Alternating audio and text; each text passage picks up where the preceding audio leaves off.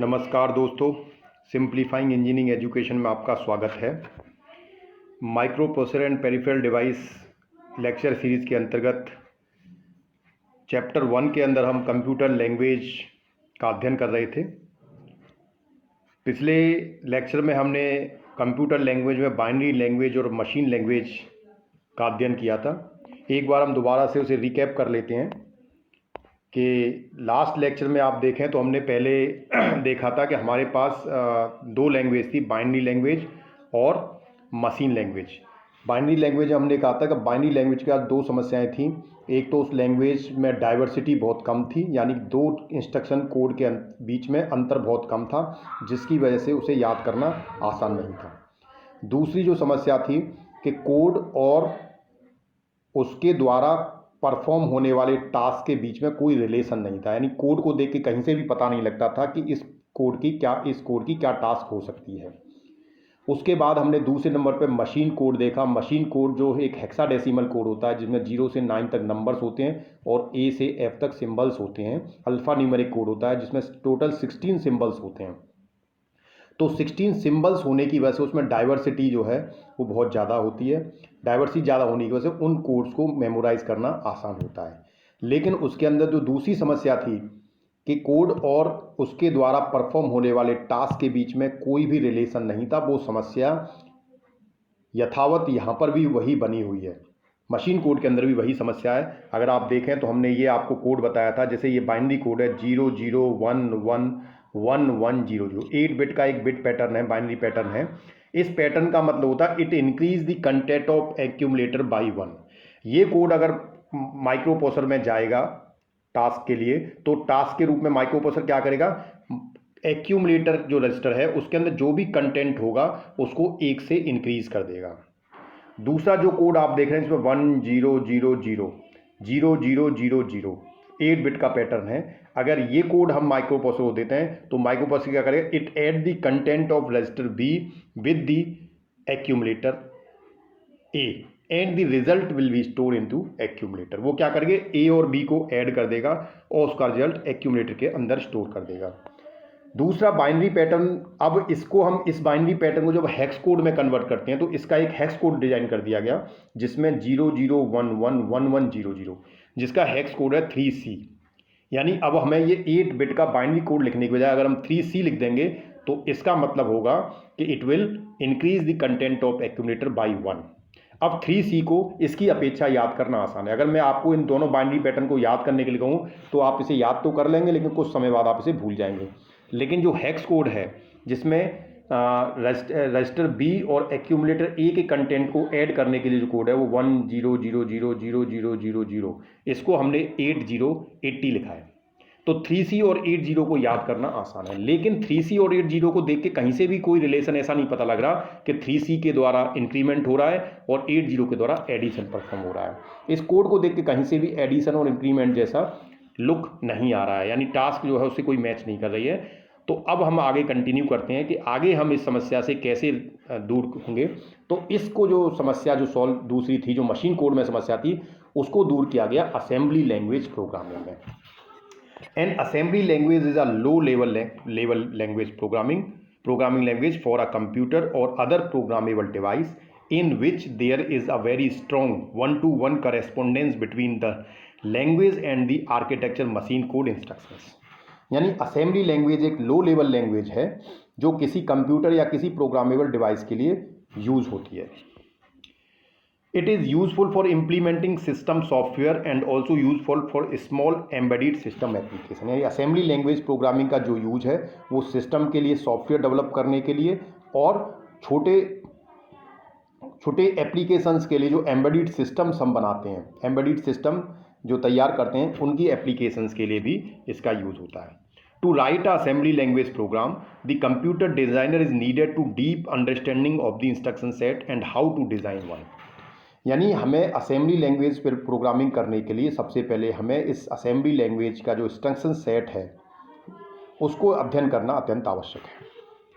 जब तक हमें कोड पता नहीं होगा तब तक हम प्रोग्राम नहीं कर सकते।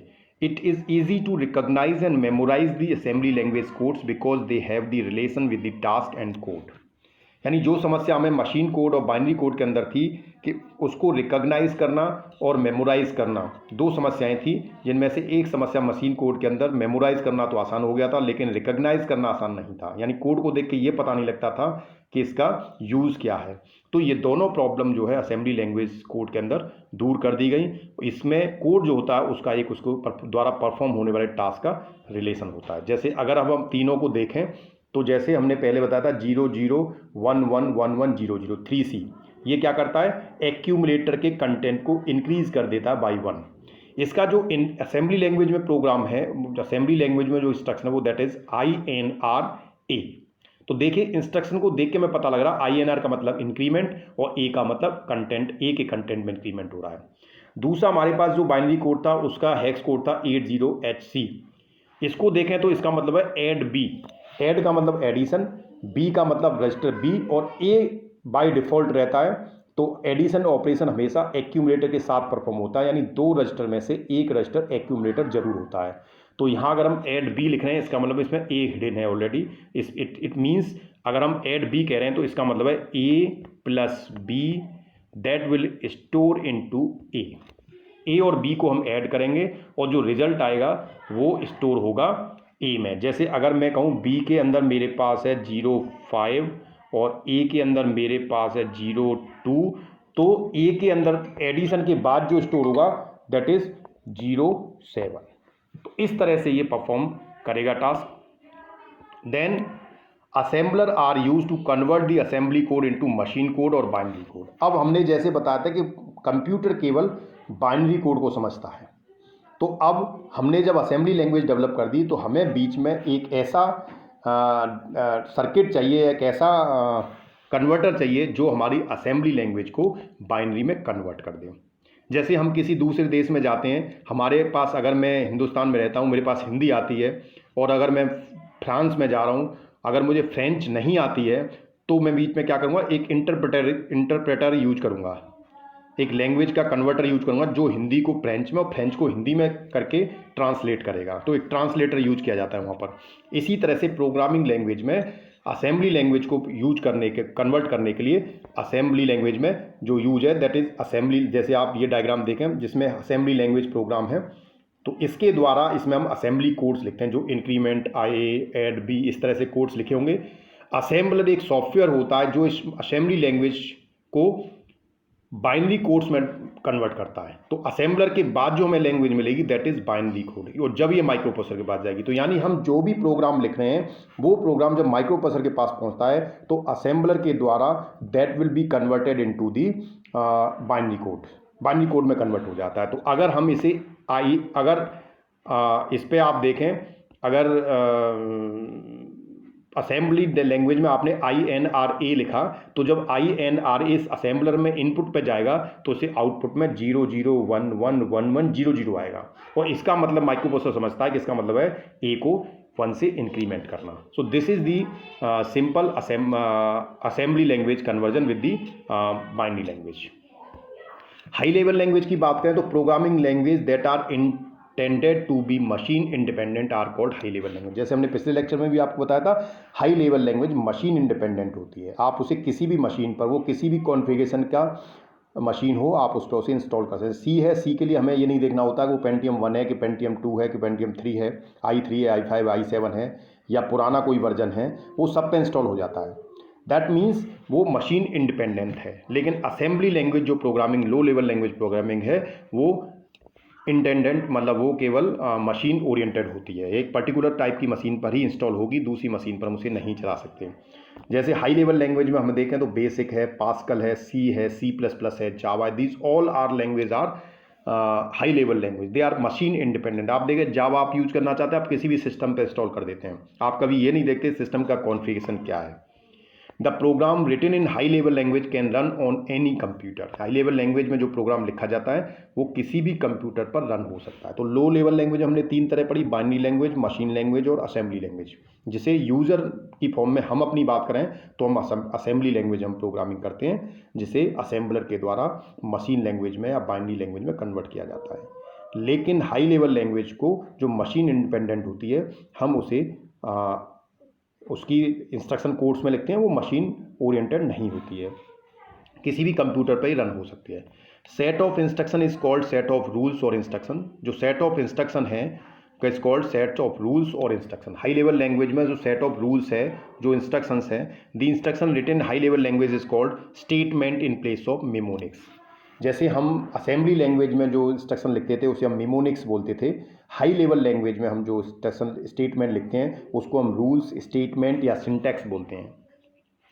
कंपाइलर और interpreter is use to convert the high level program code into binary code. यानी कि जब हम हाई लेवल लैंग्वेज में कोई प्रोग्राम लिखते हैं तो उसमें जैसे असेंबली लैंग्वेज में असेंबलर यूज किया जाता है जो असेंबली लैंग्वेज को बाइनरी लैंग्वेज में कन्वर्ट करता है, इसी तरह से हाई लेवल लैंग्वेज के लिए इंटरप्रेटर यूज किया जाता है। इंटरप्रेटर या कंपाइलर दोनों में से कोई भी एक यूज हो सकता है। कंपाइलर या इंटरप्रेटर ये क्या करते हैं, जो प्रोग्राम कोड आपने लिखा है, जो सोर्स कोड लिखा है, उसको ये बाइनरी कोड में कन्वर्ट करता है जिसे हम ऑब्जेक्ट कोड कहते हैं। कभी अगर आपने सिस्टम पे सी को इंस्टॉल किया हो तो आप देखें, आप जब एक कोड लिखते हैं तो आपकी एक फाइल बनती है, उसके साथ साथ सेम नेम की फाइल एक ऑब्जेक्ट फाइल बनती है जिसे .obj नाम से वो रिफ्लेक्ट होती है। जैसे ही आप उसको रन करते हैं तो वो एक ऑब्जेक्ट फाइल बना देता है और कंप्यूटर जो प्रोसेसर है वो केवल ऑब्जेक्ट फाइल को रीड करता है जिसमें कि बाइनरी कोड लिखे होते हैं। कंपाइलर इंटरप्रेटर की बात करें, दोनों में क्या अंतर है। Compiler it reads the complete program once then convert it into the machine code. Compiler क्या करता है, पूरे प्रोग्राम को पहले रीड करता है एक बार में और उस पूरे प्रोग्राम की एक ऑब्जेक्ट फाइल बना देता है, एक मशीन कोड बना देता है। जबकि इंटरप्रेटर क्या करता है, it reads one instruction and generate object code which is execute by the processor, then interpreter read next instruction and ever process repeats again. Interpreter क्या करता है, एक इंस्ट्रक्शन को रीड करेगा, उसका object code object file convert create करेगा और object file को माइक्रो प्रोसेसर रीड करता है और उस इंस्ट्रक्शन को एग्जीक्यूट कर देता है। देन इंटरप्रेटर फिर अगले इंस्ट्रक्शन को का ऑब्जेक्ट को जनरेट करता है, फिर वो माइक्रो प्रोसेसर द्वारा एग्जीक्यूट होता है। इस तरह से ये पूरा प्रोग्राम 1 बाई 1 एग्जीक्यूट होता है। तो एक तरह से हम कह सकते हैं कंपाइलर में प्रोग्राम एक बार में पूरा रीड होकर ऑब्जेक्ट फाइल बन जाता है, जबकि इंटरप्रेटर में 1 बाई 1 एक एक सेंटेंस करके होता है, एक एक इंस्ट्रक्शन या एक सिंटैक्स एक बार में एग्जीक्यूट होता है। ये this is the conversion for the high level language. High level language देखें तो इससे जो आउटपुट आएगा वो सोर्स कोड कहलाएगा। जब ये कंपाइलर या इंटरप्रेटर में जाएगा तो इससे एक फाइल जनरेट होगी, that is called object code, जो बाइनरी कोड में होगी, that will read by the machine language. This is the machine language. तो हाई लेवल लैंग्वेज को मशीन लैंग्वेज में कन्वर्ट करने के लिए हमें इंटरप्रेटर या कंपाइलर की आवश्यकता होती है। Difference between the high level language and assembly language program. तो program written in assembly language is small in size. Assembly language में जो प्रोग्राम लिखा जाता है वो साइज में स्मॉल होता है, जबकि हाई लेवल लैंग्वेज में जो प्रोग्राम लिखा जाता है वो साइज में काफ़ी बड़ा होता है। It occupies less space in memory. बल्कि जो असेंबली लैंग्वेज में प्रोग्राम लिखा जाता है वो मेमोरी में कम स्पेस लेता है, जबकि हाई लेवल लैंग्वेज में लिखा सेम प्रोग्राम यानी सेम टास्क को पूरा करने के लिए जो प्रोग्राम हम हाई लेवल में लिखते हैं वो ज़्यादा स्पेस लेता है। असेंबली लैंग्वेज में कन्वर्जन के लिए असेंबलर की आवश्यकता होती है, जबकि इसमें कंपाइलर और इंटरप्रेटर की आवश्यकता होती है हाई लेवल लैंग्वेज में। It is not easy to find the error in program. Assembly language की समस्या ये है कि उसमें प्रोग्राम को में एरर फाइंड आउट करना आसान नहीं है। अगर किसी सिंटैक्स में अगर कोई गलती है तो उसको एरर को फाइंड आउट करना आसान नहीं होता, बल्कि जबकि हाई लेवल लैंग्वेज में एरर आसानी से फाइंड आउट हो जाती है, क्योंकि प्रोग्राम को हम डीबग करते हैं। डीबग में वो एक एक सिंटैक्स को चेक करता है, अगर सिंटैक्स गलत होता है तो वो बता देता है कि एरर कहाँ पर है। It use in traffic control, application control etcetera. Assembly language programming का जो एप्लीकेशन बेस है, जिसको ट्रैफिक कंट्रोल में एप्लीकेंस कंट्रोल में इनमें हमेशा यूज किया जाता है, और जबकि हाई लेवल लैंग्वेज को रियल टाइम कंट्रोल एप्लीकेशंस में यूज किया जाता है। Thanks for watching the video. दोस्तों, अगर आपने चैनल को अभी तक सब्सक्राइब नहीं किया है तो चैनल को सब्सक्राइब कीजिए, जिससे आपको लेटेस्ट वीडियो प्राप्त होते रहें।